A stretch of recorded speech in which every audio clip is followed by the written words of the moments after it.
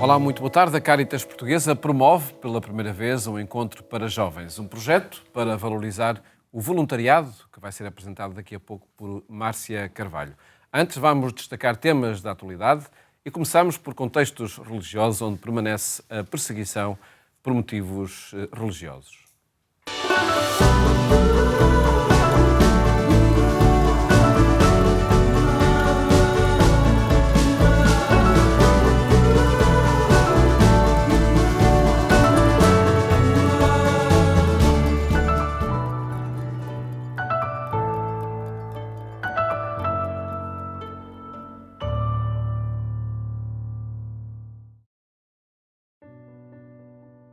Os cristãos são a comunidade religiosa mais perseguida em todo o mundo. Infelizmente, isto é uma realidade que se vem acentuando de ano para ano, como se comprova agora com um novo relatório produzido pela Fundação AIS, que acabou de ser lançado em Portugal e que tem um nome sugestivo: Perseguidos e Esquecidos. Um nome que contém uma constatação e em que se faz uma pergunta. Os cristãos são perseguidos, já o sabemos. E são também esquecidos? Essa é a questão.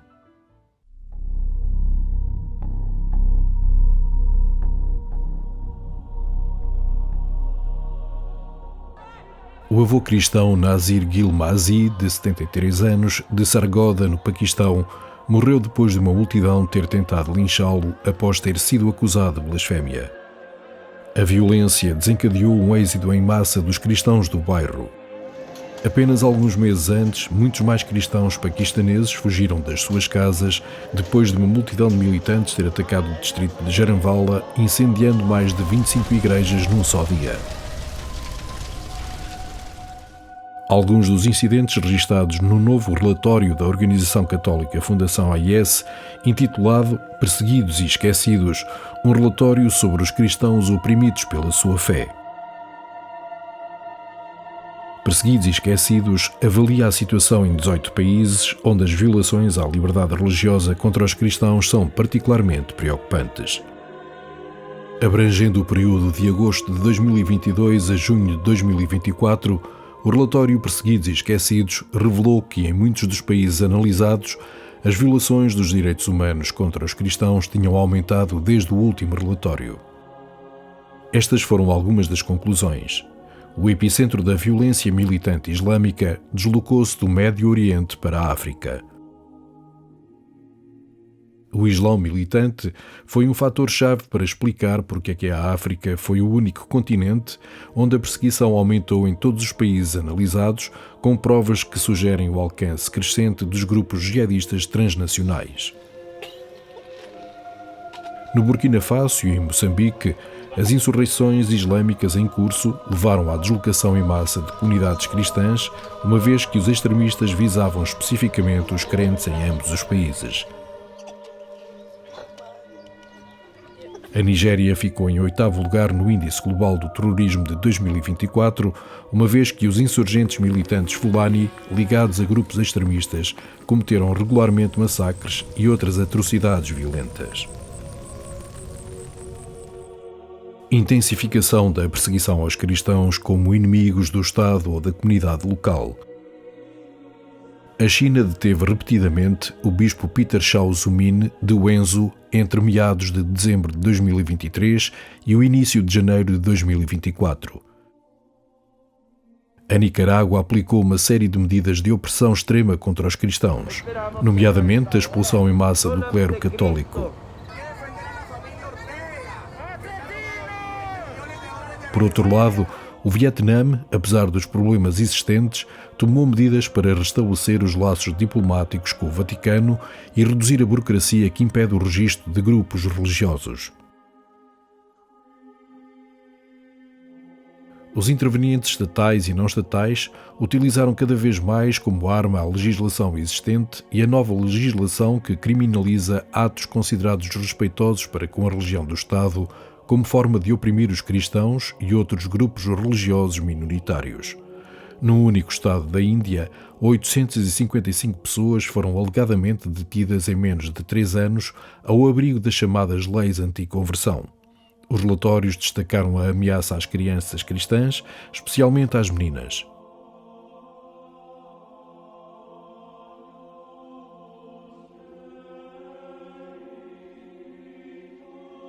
Meninas cristãs com apenas 10 anos foram vítimas de rapto, violência sexual, casamento forçado e conversão forçada em países como o Egito. Os peritos da ONU manifestaram a sua preocupação com o número crescente de raparigas raptadas de comunidades religiosas minoritárias no Paquistão. Foi denunciada uma cultura de discriminação nas escolas, com a proibição dos alunos de assinalar as festas cristãs na Turquia e material de ódio contra os cristãos e outras minorias religiosas que continua nos manuais escolares em diversos países.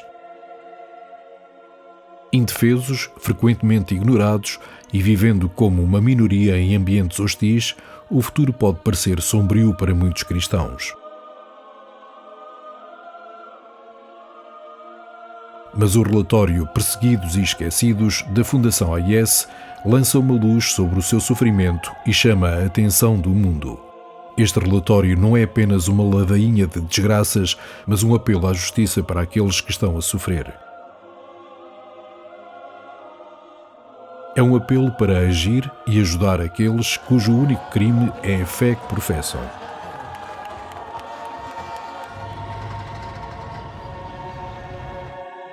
Façamos tudo o que pudermos para garantir que os cristãos perseguidos no mundo não sejam esquecidos.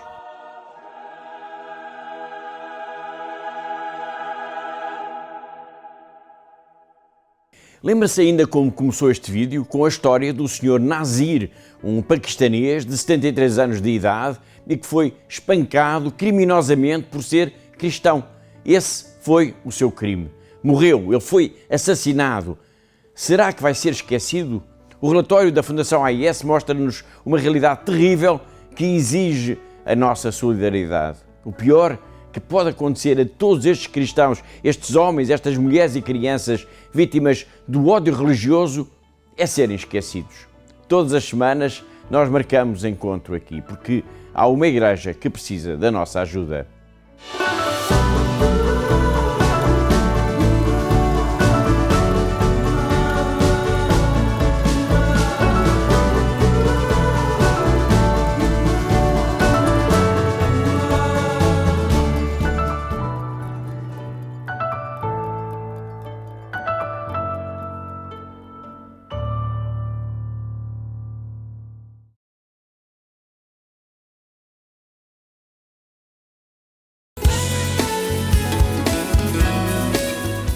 Equipas de Nossa Senhora vão trabalhar alinhadas com o Jubileu da Esperança. Linhas estratégicas foram apresentadas num encontro nacional.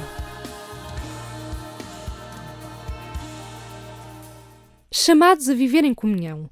O tema congregou em Fátima 1.300 membros do movimento Equipas de Nossa Senhora num encontro da Supra-Região Portugal, que inclui países africanos lusófonos. Um momento de festa e partilha para fazer o que normalmente as famílias fazem quando se encontram. Por um lado para celebrarmos, por outro lado também para partilharmos e nos encontrarmos com outros, também para rezar, e por isso nos encontramos em Fátima junto da nossa Mãe Maria, e também para nos formarmos. Daí haver também todo um conteúdo em termos programáticos que nos faz desenvolver, que nos faz crescer e que nos dá ideias para depois para o dia-a-dia, quando regressamos ao mundo real, diria eu. O tema escolhido, Chamados a Viver em Comunhão, faz eco do encontro internacional que decorreu em Turim e apresenta a este movimento de espiritualidade conjugal as orientações para os próximos 6 anos. O que significa que o seu foco principal é exatamente a relação de casal e a relação do casal com Deus e com os outros, como pilares de uma família. A família são os mais próximos entre os próximos e por isso a própria forma de estar e de viver em família, digamos que é intrínseca ao próprio casal quando forma uma nova família. E a partir daí é muito a matriz da sociedade como uma família de famílias, não é? E por isso esse cariz humano que o casal transporta para a família e que a família transporta para a sociedade é que é, diria eu, o grande toque, digamos assim, em que nós nos focamos e centramos. Presentes neste encontro da Supra-Região Portugal estiveram os novos responsáveis mundiais das equipas de Nossa Senhora. Mercedes e Alberto Pérez apresentaram as linhas de caminho para os próximos 6 anos, que assentam na proposta Chamados a Viver em Comunhão. Llamados a vivir en comunión es realmente el lema y la orientación para los próximos 6 años de los equipos de Nuestra Señora, y es una alegría muy grande poder encontrarnos con todas las personas que forman la Superregión Portugal y con todos los que han venido también de África lusófona. Y además nosotros consideramos destacable la capacidad que tiene Portugal de hacer un encuentro de estas características anualmente, ¿no? Cuando en otras superregiones esto es más espaciado, cada 3, cada 4 años, ¿no? Es verdaderamente pues motivo no de orgullo, ¿no? Sino de llamar a esto, al encuentro, que venimos de una época en la que era tan difícil encontrarse, pues subrayar la necesidad de encontrarnos creemos que es algo esencial. E no momento em que a Igreja se prepara para acolher o documento final do Sínodo sobre a sinodalidade, este casal destaca que esta dimensão caracterizou sempre o método das equipas de Nossa Senhora. Nosotros tenemos la suerte de vivir esta carisma profético del Padre Caffarel, ¿no? El Padre Caffarel desde el primer momento aplicó los criterios sinodales de la Iglesia que hoy están siendo llevados a cabo por el sínodo, bueno, que acaba de terminar, ¿no? Y siempre nosotros nos hemos alejado del clericalismo, hemos vivido la forma de sacar adelante los asuntos del movimiento sinodalmente, entre todos, en equipo, que es la característica fundamental de nuestro movimiento. Presentes em 92 países, com realidades culturais muito diferentes, a essência deste movimento de espiritualidade conjugal assenta nos encontros em pequenos grupos, onde se analisa a fé e o cotidiano. Mas as equipas de Nossa Senhora são sobretudo, não é um encontro internacional nem um encontro internacional, mas um encontro mensal em casa de cada uma das famílias, dos casais, que se acolhem, não é? e que rezam em conjunto, que vão partilhando o seu caminho de vida espiritual e conjugal, e que vão estudando também e vão refletindo sobre alguns dos temas que a equipa nos propõe. Estes encontros nacionais, internacionais, ou de setores, ou nos vários níveis, o que dá é às vezes perceber que a nossa equipa é única, mas ao mesmo tempo é também muito parecida com tantas outras equipas de pessoas com outras idades, de outras proveniências. O padre Nuno Coelho, que acompanhou desde cedo no seu percurso pastoral esta forma de espiritualidade familiar, destaca a sua importância para os casais. É uma coisa muito boa, especialmente para os casais novos, assim nesta primeira fase em que às vezes vêm muitas tribulações e dificuldades, depois com a educação dos filhos no princípio, e depois com a vida espiritual. Por isso, nestes primeiros 10, 15 anos, eu diria que era fundamental haver uma coisa parecida. Se não equipas de Nossa Senhora formalmente, se calhar um acompanhamento mais pastoral das vidas familiares. Noto isso, noto essa procura dos casais que se preparam para o casamento, dos casais que batizam os seus filhos e que os trazem à catequese pela primeira vez. Noto esse desejo de um outro tipo de ligação à Igreja e aos outros, e assim também a Deus. Maria de Fátima e António Carioca pertencem às equipas há 32 anos e este é para eles um apoio e uma ocasião de partilha de vida. Quando estamos um pouco mais necessitados, sabemos que temos os outros ao lado e contamos com eles para rezar, para estudar, para trabalhar, para tudo isso. Portanto, não há dúvida que é uma grande... Não nos torna melhores em relação aos outros que não são das equipas, nada, não é de todo isso, mas é um apoio incondicional, sem dúvida nenhuma. Para nós também é muito bom, porque a própria metodologia pressupõe uma certa consistência e regularidade claro. no estudar, no rezar, no conversar um com o outro, no célebre dever de sentar, etc. E isso para nós é muito bom, porque com outros casais provavelmente se passar-se-ia o mesmo, mas a vida às vezes é tão rápida e tão preenchida que quando dessemos por nós tinham passado tempo sem aprofundar, sem rezar em conjunto, e isso, o facto de ser mês a mês uma reunião mensal, ajuda muito a fortalecer, a não nos despistarmos com outros temas que podem ser acessórios. Uma forma de espiritualidade em que as famílias se encontram com regularidade para a oração e partilha de vida. Foram fundadas em 1938, em França, pelo padre Caffarel, com a finalidade de ajudar os casais a viver plenamente o seu sacramento no matrimónio. Acompanhe este e outros temas no portal agência.eclésia.pt. Falámos-lhe agora sobre o encontro Caritas Jovem, contando para isso com a presença de Márcia Carvalho. Cumprimento, muito boa tarde. Boa tarde. Obrigado, Márcia, por estar no programa Eclésia. Que encontro é este, que acontece no próximo fim de semana e, sobretudo, que propósito tem a Caritas Portuguesa ao criar uma proximidade maior com os jovens? Este é um encontro que, para já, nos está a encher de grande entusiasmo. Como disseste, é o primeiro encontro. Temos cerca de 50 jovens envolvidos de vários pontos do país. E é um pouco uma etapa de um trabalho que vemos vindo a fazer.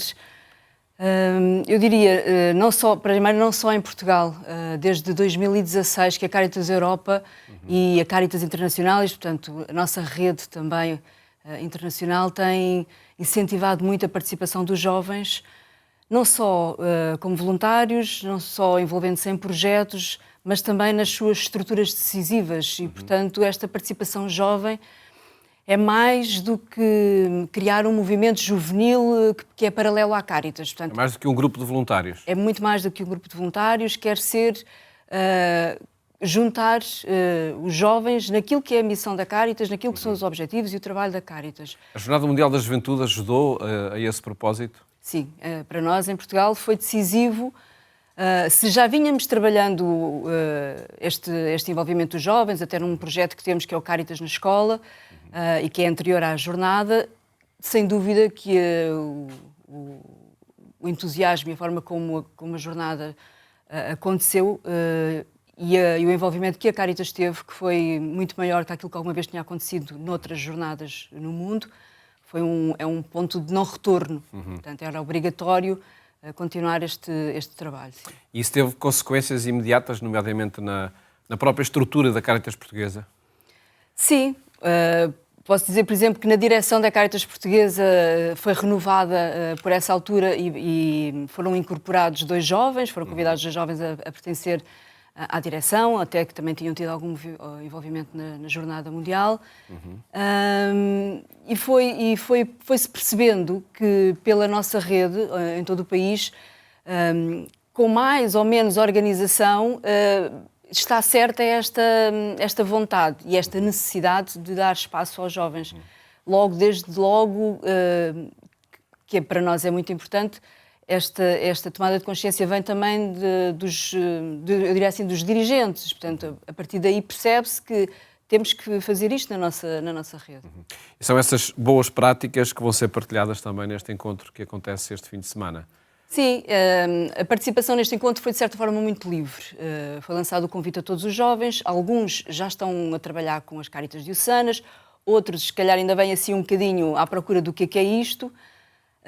Estão também alguns colaboradores, precisamente porque temos esta preocupação de que não é um movimento paralelo, portanto... É ligar as gerações. Ligar as gerações, ter alguns colaboradores jovens também, que vão ser depois também a âncora neste projeto. E vamos ter a oportunidade de, primeiro, para também partilhar o que é a Caritas, precisamente porque sabemos que nem todos os jovens, mesmo os que estão envolvidos nas diocesanas ou nas paróquias, às vezes não percebem esta dimensão nacional e internacional do que é a Caritas, e ouvir boas práticas. Nós temos jovens, nomeadamente em Leiria ou em Braga, já aqui também em Lisboa, já muito envolvidos no trabalho local, e portanto ouvir que projetos são estes, que atividades são estas, e um pouco sonhar juntos. Portanto, não levamos nada feito, nem nada fechado, sonhar juntos o que é que vai ser o futuro destes jovens. Quer isso dizer que o plano de atividades, creio que é um ponto do programa, o plano de atividades vai ser desenhado ao longo do dia, ao longo desses dias? Sim, há sempre uma necessidade, não é, de ter um plano de atividades para 2025, há momentos e há estruturas que têm que ser, passos que têm que ser cumpridos, portanto nós já temos algumas coisas delineadas, pensadas, mas não temos nada fechado e, portanto, este é o momento também de ouvir os jovens e perceber o que é que eles pensam daquilo que possa já estar delineado e de como é que nós podemos introduzir as propostas que eles tenham para dar. Pelo exemplo também da Caritas Jovem Europa, que oportunidade é esta de renovação, dos, não diria só dos dirigentes, mas também dos voluntários, de todos aqueles que colaboram na Caritas, e há esse propósito também da Caritas Portuguesa de ir renovando quem está a liderar as várias Caritas nas dioceses e nas paróquias? Sim. É muito de renovar, naturalmente, renovar a nossa massa de voluntários, que é uma realidade que acontece não só na Caritas, mas ao nível de toda a Igreja, mas também renovar a forma como atuamos. Percebemos, e temos visto isso noutros exemplos de outros países, que os jovens trazem a capacidade de olhar de forma diferente para os mesmos problemas e ter outras formas de atuar sobre eles. E, portanto, é o nosso desejo Depositam aí também uma esperança. Sim, sim. Renovação de projetos. Renovação de projetos, renovação de forma de fazer, dar espaço ao desafio também. De cada um desses jovens e que, por certo, será uma ocasião. Sim. Para informar, portanto, este é um encontro que acontece na colónia balnear da Caritas de Serra de Leiria, não é? Sim, sim. Praia de Na Pedrógão. Praia de Pedrógão. Exatamente, nos dias 30 de novembro e 1 de dezembro. E 1 de dezembro. Serão depois, por certo, os resultados que daqui saírem. Nós teremos a oportunidade também de os divulgar, assim como a Caritas Portuguesa. Sim. Sempre na expectativa de acompanhar essa renovação de gerações. Márcia, muito obrigado. Obrigada. Por ter estado aqui no programa Eclésia a apresentar este encontro sobre a Caritas Jovem Portugal. E antes de terminar, recordo que pode rever este e os programas que partilhamos consigo aqui na RTP2 e também na Antena 1 no portal da Agência Eclésia. Votos de uma ótima tarde e até amanhã, se os quiser.